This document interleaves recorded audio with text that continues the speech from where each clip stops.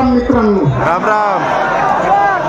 कसं काय बरं आहे ना तुमचं? बरं आहे बरं आहे. तुमचं बरं असं म्हणजे आमचंही बरं आहे. सांगण्याचं तात्पर्य असं, माणसानं काहीतरी केलं पाहिजे. या जगात जगायचं ठरलं तर माणसाने खरोखर काहीतरी केलं पाहिजे. नाहीतर माणसाचं जीवन म्हणजे क्षण भंगूर पाण्याचा बुडबुडा कधी फाट दिशी फुटत त्याचा तपास नाही. असो, एकटा कितीही वेळ बडबडत बसलो तर कुणाचा कुणाला वेळ लागणार नाही.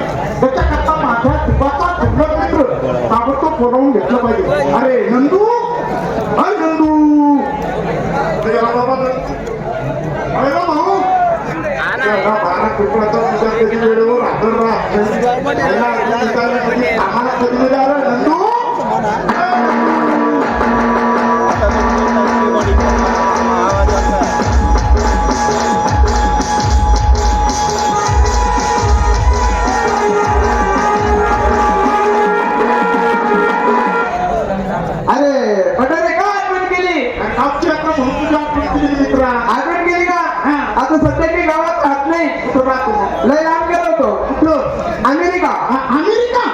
अमेरिकेला जाऊन प्रगती काय केली भाऊ? अमेरिकेला जाऊन काय प्रगती केली असं? अरे त्या ठिकाणी जाऊन सगळी आहे ना, शोध केला. शोध केला. हा, शोध लावला. शोध लावला. त्या ठिकाणी अभ्यास केला मी भारताचा, या देशाचा, पूर्ण महाराष्ट्राचा आणि या भारताचा स्वर्ग मृत्यू आणि पाताळाचा शोध केला. स्वर्ग मृत्यू आणि पाताळ. हा, काय शोध लावला? वरून तू खास पडता, मला कोणताही प्रश्न विचारला त्या प्रश्नाचं उत्तर मी देऊ शकतो. काय प्रश्न विचारला? हा, मला सांग बरं काय? मोठे आभाळ आहे ना.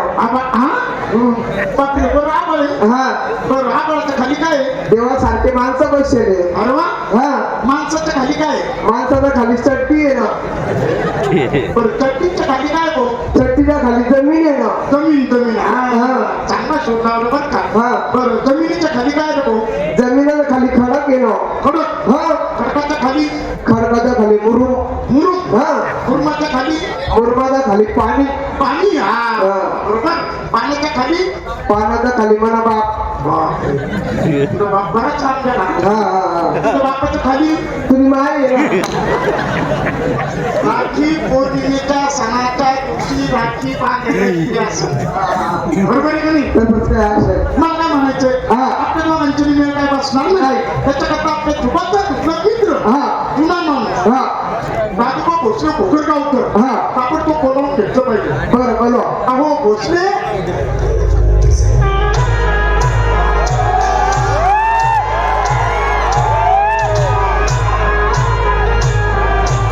राम राम राम. काय चाललंय तुमचं? सध्या आपलं बरं आहे. बरं खाऊन पिऊन सुखी आहे बुवा. नाही, बरं म्हणजे नेमकं काय चाललं? समाजात वागायचं म्हणजे गाव खरं जाते. खरी गोष्ट आहे. आता तुम्हाला भेटायचं म्हणून मी घरातून निघालो. कारण आपली यात्रा दारूमुळे बंद पडली. खरी गोष्ट आहे. गेल्या वर्षी दारू मी त्याला पोरांनी बरोबर. आणि त्याच्यामुळे काय पंचकृषीतील येणारी माणसं कुठेतरी गारबोट लागतात. खरी गोष्ट आहे. आता येता पाहिलं 2-4 जण पेट बसते. त्याच्या पेलेल्या नादात त्यांनी काय शोध लावला?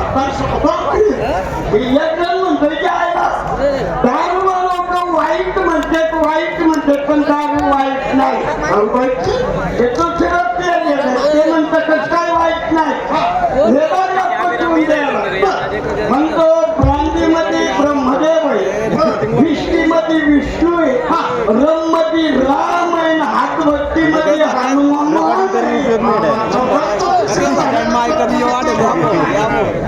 आता मी विचार केला, काय बाबा म्हणलं दारू गांजा जुगार मक्का प्रत्येक पानं देशाला लागलेली चीड, प्रपंचाला लागलेली चीड. बरोबर. कारण दारू ही नरक आहे.